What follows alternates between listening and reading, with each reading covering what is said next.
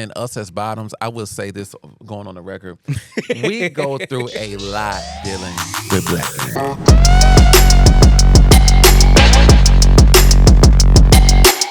It's easier to be body positive for yourself when you got a big dick and you tall and a deep voice and all the things. Like, you are stereotypically attractive based on, what culture would say. So do you think that makes it easier for you to accept you? For me, no. Because at one point in time, I did not accept that. I knew I had a big dick. I knew I had a nice body, but I wasn't always confident with it. Based on, at the time, it was based on somebody I was dealing with. And I knew they had a certain type. And I would try to figure out, what the fuck you want with me? Really? So I was not always this naked, this sex positive, body positive, being comfortable. It was till after I left that bitch. And so how did you find confidence in being, all the things that you are now?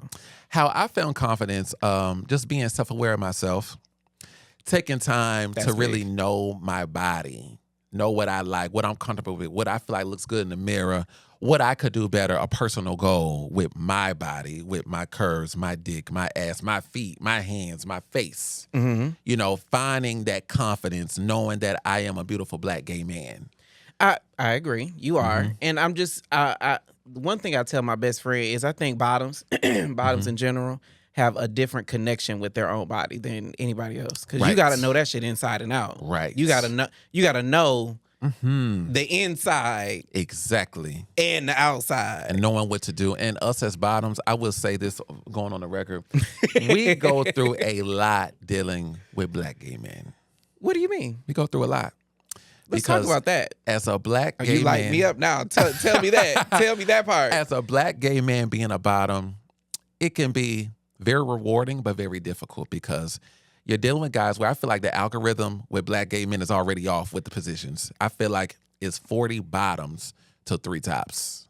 It's already hard. Okay. A lot of bottoms are already in competition with each other, already going through bullshit with guys, so much bullshit, guys not respecting them in their process as well. In their process. Their process. I agree, because we don't do shame around here either. Exactly.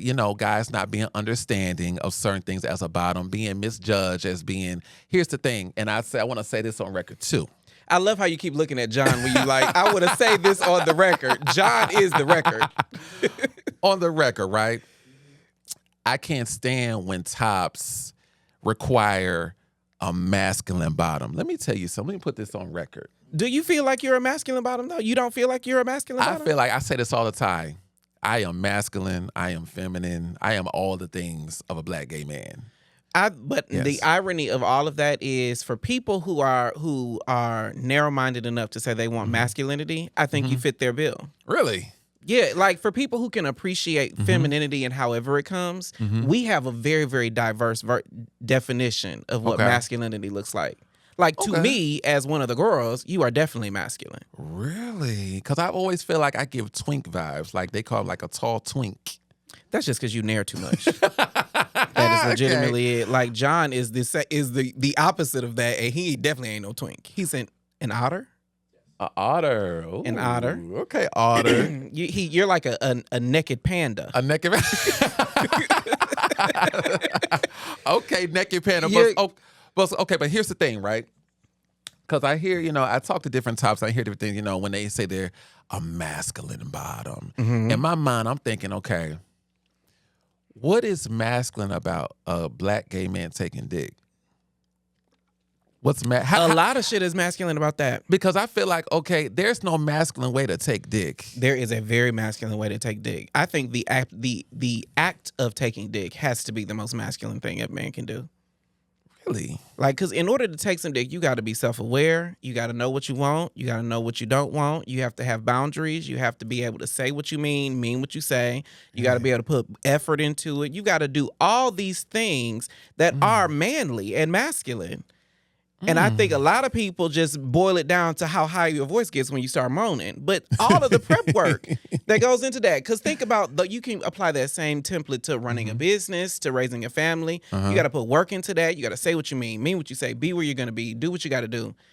Bottoms are probably the only people in our culture that I can absolutely count on to do those things. Just because your voice get high or you take some dick don't mean that you become less of a man or masculine. Well, see, here's the thing. I wouldn't necessarily say less than a man, but it's like, okay, I've heard tops say where when they're fucking a masculine bottom, they don't want him to be like, none of that. They don't want to. Absolutely want that. They don't want you to even have a touch of fuck them niggas. Feminine. Like, and I don't understand that. Because they are stupid. Like the people that say shit like that are dumb as hell. I'm like, how masculine are you supposed to moan? Like, I couldn't imagine that being hot. But the reason those people are dumb as hell is because they don't want you. They want what they think you can be. Right. And that does not serve any of us ever.